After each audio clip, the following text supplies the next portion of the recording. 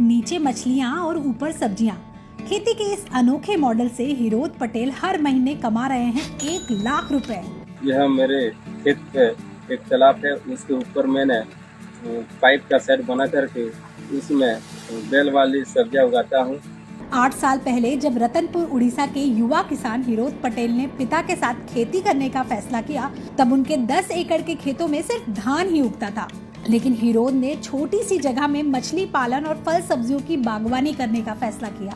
जब उन्होंने खेत में पहला तालाब बनवाया, तब पानी को साफ रखना एक बड़ी चुनौती थी और यहीं से उन्हें तालाब के ऊपर शेड बनाकर सब्जियां उगाने का ख्याल आया। रतनपुर कृषि विज्ञान केंद्र की मदद से उन्होंने एक शेड बनाकर बेल वाली सब्जियां उगाना शुरू किया।